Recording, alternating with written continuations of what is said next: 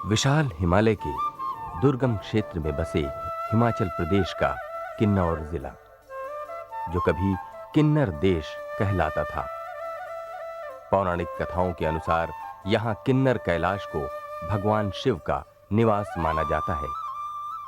यहां रहने वाली किन्नर या किन्नौरा जनजाति आर्य पूर्व जातियों में से एक जनसमूह है, जिसका वर्णन पौराणिक साहित्य में यक्ष और गंधर्वों के साथ किया जाता है।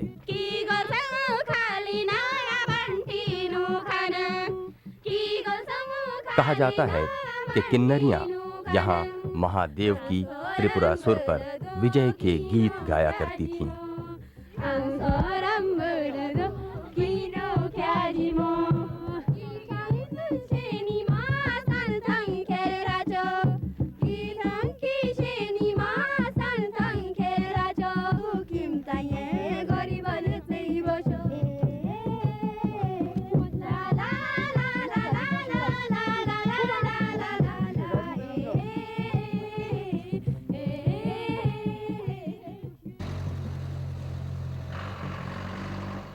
हिमाचल प्रदेश का उत्तरी पूर्व जिला किन्नौर 6401 वर्ग किलोमीटर में फैला तिब्बत सीमा से लगा हुआ है।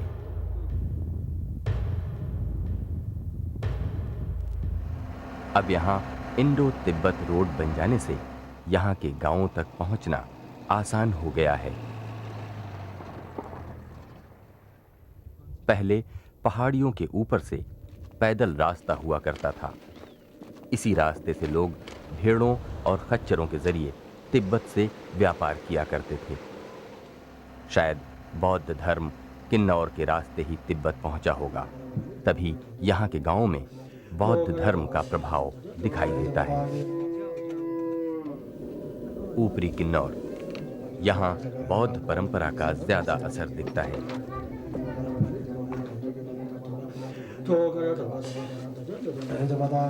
यहाँ के गांवों के प्रवेश द्वार स्तूप नुमा हैं। गांव के अंदर भी चौराहों पर ऐसे स्तूप बने हैं। इन स्तूपों में थंका कलाकृति यहाँ की विशेष पहचान है। लेकिन अब थंका पेंटिंग के कलाकार कम होते जा रहे हैं।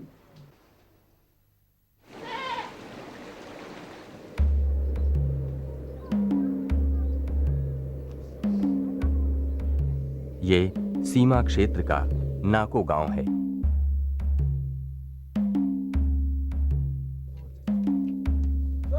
यहाँ के लोग बौद्ध धर्म के साथ साथ स्थानीय देवी देवताओं और पहाड़ों की भी पूजा करते हैं। पुरजुल शिखर, जो किन्नौर की सबसे ऊंची चोटी है, नामग्यल त्योहार में इसकी विशेष पूजा की जाती है। फसल कटाई का टाइम मेला लगते हैं, तो उस टाइम देवता को ले जाके पहाड़ के ऊपर जाके देवता चढ़ाते हैं पूजा। तब उसके बाद फिर फसल काटना शुरू करता है, जौ वगैरह गंदम वगैरह। हमारा नमगन जो है साल का बाद 3 दिन लगते हैं। देवता को लाते, देवता मनाते, इसलिए हमारा नमगन में 3 दिन बहुत अच्छा मानते। उसको चाहे लड़का हो चाहे लड़की, जेंट्स वगैरह सब अपने पहले का रीति रिवाज के हिसाब से कपड़ा लगा के आया, नहीं आया तो हम जुर्माना लगाते हैं। इसलिए हम लोग नमगन और लौसर और गेजा हमारा 3 साल में 3 मेले लगते हैं।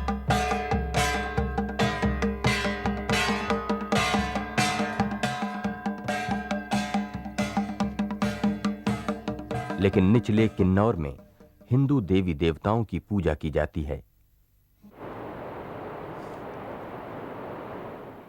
किन्नौर के इतिहास से जुड़ा गांव कमरू। कभी यहां रामपुर राजा का किला था, जहां बौद्ध मंदिर के साथ साथ बद्री नारायण का मंदिर है।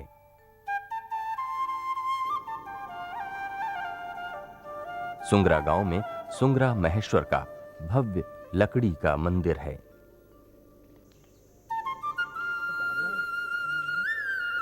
निचार के उषा देवी मंदिर का संबंध तो महाभारत से जोड़ा जाता है। लोगों की मान्यता है कि उषा देवी के लिए वाणासुर अभी भी यहां आता है। परंपरा के अनुसार देवी का पुजारी अविवाहित होता है और वही मंदिर के भीतर प्रवेश कर सकता है। महिलाओं का प्रवेश इसमें वर्जित है, लेकिन यहाँ लगने वाले मेलों में महिला पुरुष सभी हिस्सा लेते हैं। पुलियाच मेला हमारा यहाँ अक्टूबर में होता है जी। फिर जितने भी पहले मरे होते हैं उस दिन दान फूल वगैरह देते हैं, मिठाई वगैरह देते हैं, बीड़ी सिगरेट ऐसे दान करते हैं जी। और उसके बाद ये मेला चला रहता है 3-4 दिन।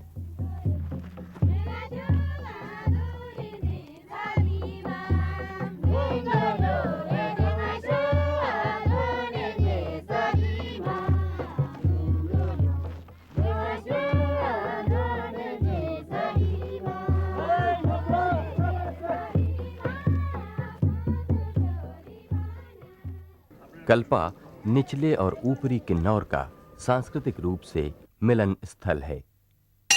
कल्पा में कोठी का काली मंदिर और विष्णु नागिन मंदिर किन्नौरा जनजाति के हिंदुओं का प्रमुख उपासना केंद्र है। इसके साथ ही यहाँ दलाई लामा द्वारा बनवाया गया प्रसिद्ध बौद्ध गोम्पा भी है, बौद्ध मत मानने वाले किन्नौरा जनजाति का पवित्र स्थान। किन्नौर इस मामले में धार्मिक सहिष्णुता का उदाहरण है। शायद यह भी एक कारण है कि किन्नौरा जनजाति कठिन भौगोलिक परिस्थितियों में रहने के बावजूद आगे बढ़ रही है।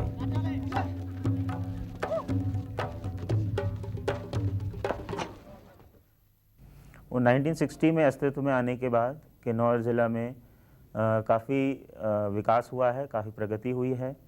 और इसका मुख्य कारण है कि यहाँ पे इस ज़िला के लिए जो बजट अलॉटमेंट होता है वो सेपरेट बजट अलॉटमेंट होता है, वो ट्राइबल सब प्लान के अंतर्गत, जो कि एनुअल बजट का ही एक पार्ट होता है and that is allotted for the district only. जो ट्राइबल सब प्लान है वो करीब वर्ष 2002-2003 के लिए करीब 40 करोड़ का बजट है टोटल एलोकेशन। और इसके अलावा जो डिफरेंट स्कीम्स में government of India sponsored schemes जो DRDAs में आती हैं वो इसके अतिरिक्त हैं। ढांचागत विकास के साथ ही यहाँ आर्थिक विकास के रास्ते भी खुल गए हैं। पहाड़ियों के सीढ़ीदार खेतों में कोटू, तुलई और मक्के की खेती की जगह सेब प्रमुख पैदावार बन गया है। किन्नौर के रॉयल सेब और गोल्डन सेब की अलग ही पहचान है।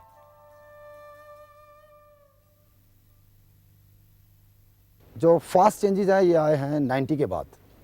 ऐसी बात नहीं है, 70 से 90 के बीच भी प्रोडक्शन थी, लेकिन तब रोड्स इतने ज़्यादा डेवलप नहीं थे तो प्रोडक्शन भी कम थी।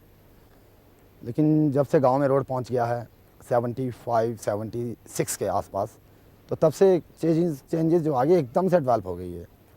और इसका मेन कारण ये भी है कि जो यहाँ के किसान हैं जो वेल एजुकेटेड है। इसमें सरकार की मदद के साथ साथ लोगों की मेहनत भी शामिल है। लेकिन बाजार व्यवस्था में किन्नौरा अभी भी शोषण के शिकार होते हैं। ये जो हमारी एप्पल प्रोडक्शन है गांव में, ये किन्नौर के अंदर सबसे ज़्यादा है और लगभग 2.25 लाख पेटी है। तो नेचुरली कि हर कमीशन एजेंट दिल्ली आज़ादपुर मंडी से उठ के यहाँ आते हैं। मार्केटिंग की इतनी अच्छी व्यवस्था नहीं है यहाँ, ना सरकार ने कर रखी है। इसलिए हम लोग ये सोच रहे हैं कि इस समस्या को, इसके सॉल्यूशन के लिए हम अपनी एक एप्पल सोसाइटी बनाएं जो मार्केटिंग भी कर सके और हमारे ग्रोवर्स को जो आर्थिक चुंगल से बचा के रखे और जो फ़ायदा हो डायरेक्ट ग्रोवर को ही हो।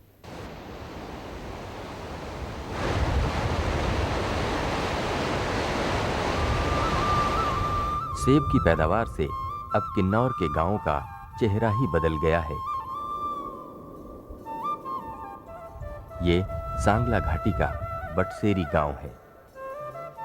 गांव में पक्की सड़कें बन गई हैं, स्कूल, पोस्ट ऑफिस और तमाम ढांचागत सुविधाएं यहां मौजूद हैं।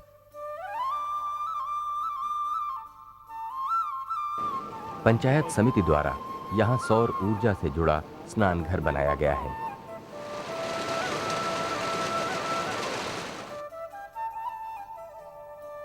पारंपरिक चिकित्सा व्यवस्था को पुनर्स्थापित करने के लिए यहाँ एक आयुर्वेदिक स्वास्थ्य केंद्र भी बनाया गया है। जो बटसेरी गांव जो है पूरे किन्नौर में इसका अपना नाम है। जो भी काम हुए विकासात्मक कार्य बहुत अच्छा हुआ है। लेकिन कहते हैं कि जल ही जीवन है। तो यहाँ पानी की जो चाहे इरिगेशन के लिए हो, सिंचाई के लिए यहाँ भी हमारा हो रहा है 5 लाख का भी हो रहा है, काम चलना है। इससे हमारे को मतलब भविष्य में सिंचाई के लिए कोई परेशानी नहीं होगा। स्वास्थ्य के बारे में हमारे पूर्वज तो पहले जड़ी बूटियों का प्रयोग करते थे, लेकिन अभी सरकार की मदद से यहाँ आयुर्वेदिक है या डिस्पेंसरी है, ये दोनों चीज़ें यहाँ उपलब्ध है, जिससे क्या है लोग अपनी आराम से अपनी पूरी कर सकते हैं, अपनी स्वास्थ्य का ध्यान रख सकते हैं अच्छी तरह। गर्मी में ठंड में काम करते हैं, इसलिए थोड़ा बीमार भी बुखार भी होते हैं। अब तो हॉस्पिटल में जाके दवाइयाँ लाते हैं, या डॉक्टर बुलाते हैं, या खुद शिमला में जाते हैं, कोई पीओ में जाते हैं, इसलिए तब ठीक होके आते हैं सब। बटसेरी में थोड़ी आबादी बौद्धों की है। ये पुराना गोम्पा उन्हीं का है। अब यहाँ एक नया और भव्य काष्ठ मंदिर बन रहा है। भगवान महादेव को समर्पित काष्ठ कलाकृति में अद्भुत ये मंदिर इस गांव की संपन्नता को बयान करता है।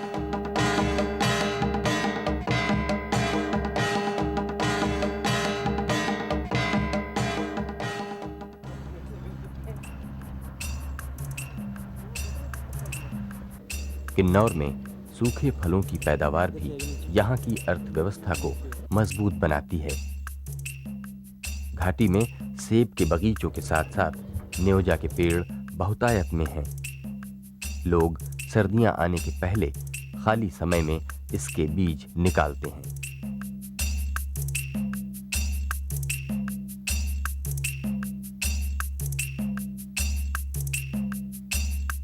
यहाँ अखरोट और खुमानी भी एक प्रमुख पैदावार है।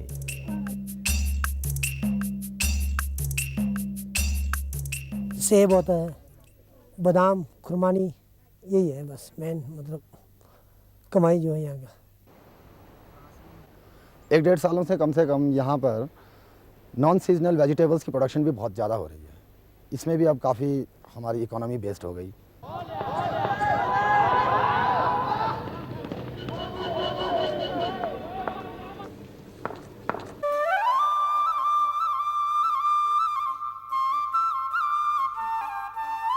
किन्नर कैलाश सूर्य ढलने के साथ साथ अपना रंग बदलता है। किन्नौर में आए तेजी से बदलाव का रंग यहाँ के बाजारों में भी दिखता है।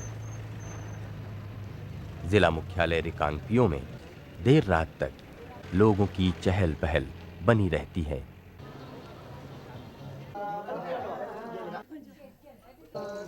ये बदलाव नहीं है।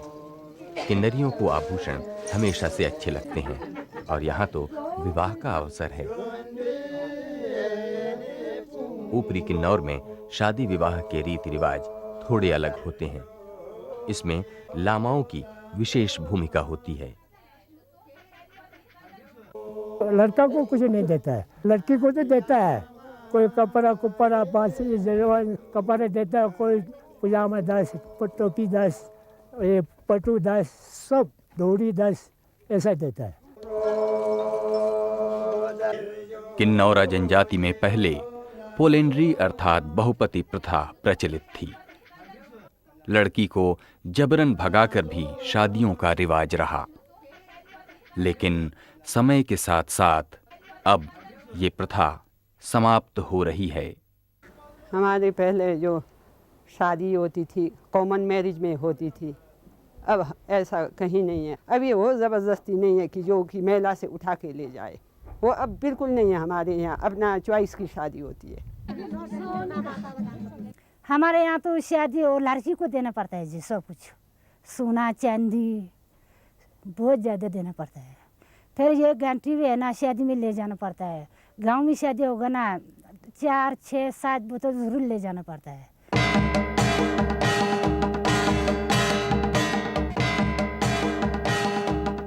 नाको मालिंग की ये बारात दुल्हन लाने नहीं बल्कि घर जवाई लाने जा रही है।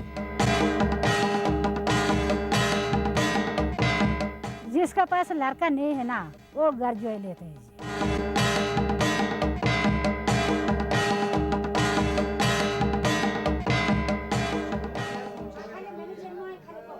ऊपरी किन्नौर में आभूषण मुख्यतया चांदी, जिसे किन्नौरी रोपा कहते हैं, और कीमती पत्थरों के होते हैं।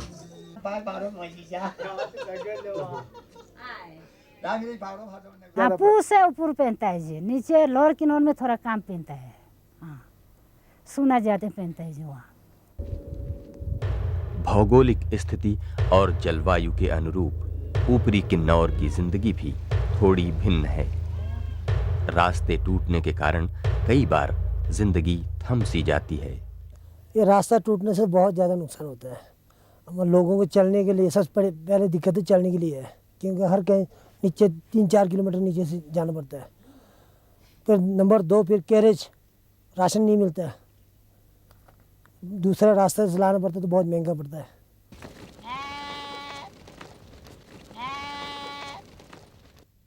इस ठंडीले रेगिस्तान में रहन सहन भी बदल जाता है। सर्दियों के लिए यहाँ नीचे घर बनाकर रखते हैं। उन दिनों जिंदगी यहीं आकर ठहर जाती है। ये लोग सर्दियों के लिए शराब बनाकर जमा कर रहे हैं। यहाँ जनजातियों को प्रति परिवार 20 लीटर शराब रखने का परमिट मिलता है। यहाँ हम लोग सर्दी में रहता है, ठंडा है ना ऊपर, फिर यहाँ रहता है। सर्दियों की तैयारी निचले किन्नौर में भी होती है। कोटू की फसल कट चुकी है, अब साफ सफाई का काम चल रहा है। कोटू का पुआल सर्दियों में जानवरों के लिए काम आता है।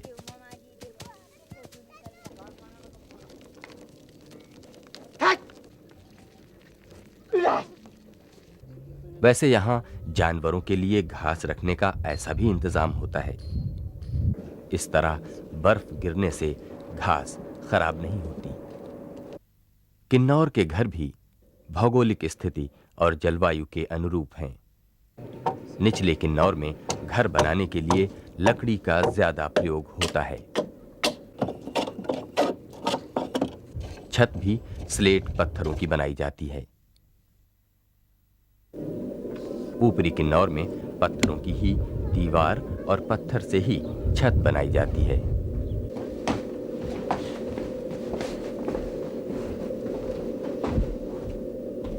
सर्दियों में 3-4 महीने तो कुछ भी काम होते नहीं, कमाई है नहीं, बस खाना ही है एक बैठ गया। नया साल मनाते हैं हमारे, लोसर बोलते हैं उसको, वो भी मतलब पूरे एरिया में मतलब एक ही दिन में मनाते हैं।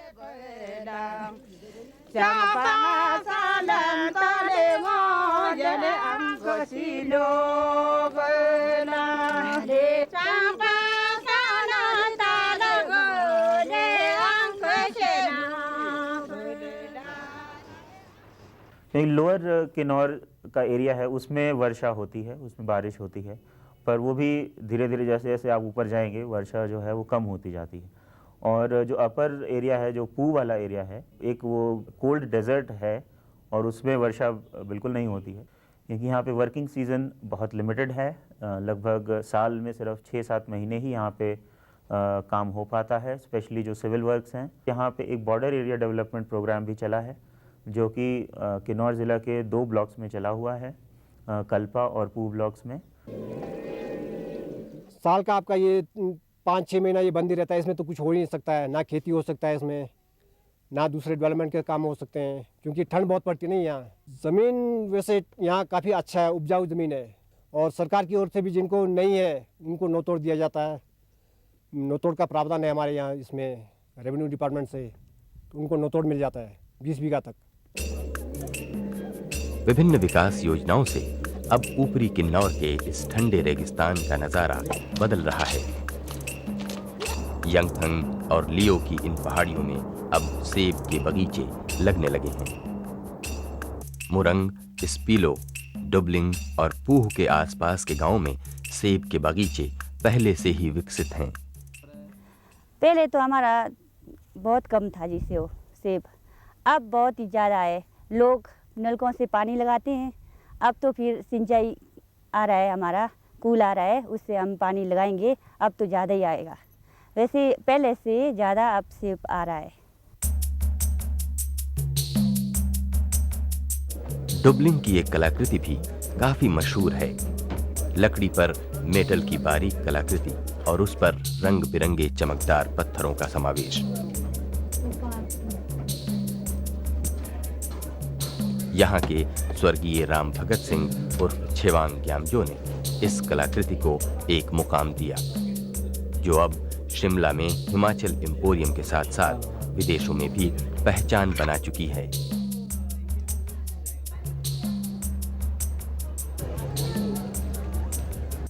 किन्नौरा जनजाति में महिलाओं की स्थिति हमेशा से बेहतर रही, लेकिन कुछ रीति रिवाजों में उनका दोयम दर्जा झलकता था। विकास के साथ साथ अब इसमें भी बदलाव आ रहा है। हमारे पहले तो लड़का को अच्छा मान, अब हम महिलाओं ने ऐसे किया है कि लड़का लड़की बिल्कुल एक, क्योंकि बच्चा वो भी बच्चा है, लड़की भी बच्चा है और लड़का भी बच्चा है। पहले लड़कियों को नहीं पढ़ाते थे माँ बाप, ये कहते थे कि लड़कियों को पढ़ाने से क्या फ़ायदा, वो औरों के घर में जाएंगे, हमारे पास तो नहीं रहेंगे। आजकल ऐसा है कि जैसे टीवी में देखते हैं, जैसे कि लड़कियों को पढ़ाना चाहिए, आगे बढ़ाना चाहिए, औरों के घर में जाके हमारी इज्जत रहती है कि इसकी लड़की इतनी पढ़ी लिखी है, इसलिए आजकल सब लोग लड़कियों को पढ़ाते हैं।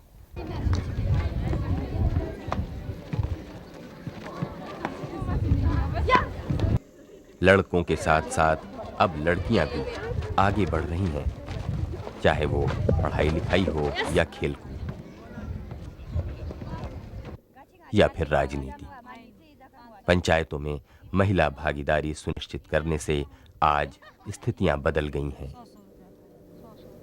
महिला मंडल से गान गानी हो भी और सफाई लाना, तो जब से महिला मंडल आ गई उसके बाद तो हर काम आ गए जी, हम खुद ही कर लेते हैं जी। हर काम कहीं भी हो, पंचायत में हो, कहीं ओरे परे जाना हो, सब आगे हो गए जी औरतें आजकल। तो जब से महिला मंडल के हो गए ना, मंडल गाँव में बहुत सुविधा हो गई जी। मानसरोवर से निकली सतलुज और चितकुल की पहाड़ियों से आती बसपा नदी किन्नौर की प्रमुख नदियां हैं। भावानगर में सतलुज नदी पर जल विद्युत परियोजना का काम चल रहा है। बसपा में सांगला के पास ऐसी ही एक परियोजना बन रही है। इससे आने वाले दिनों में किन्नौर के विकास को एक नया आयाम मिलेगा।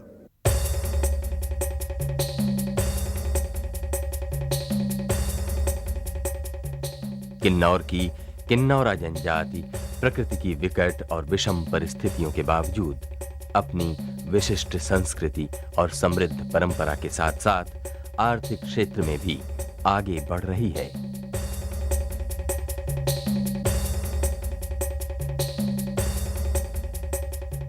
होठों पर गीत और कानों पर फूल, यही इसकी पहचान है।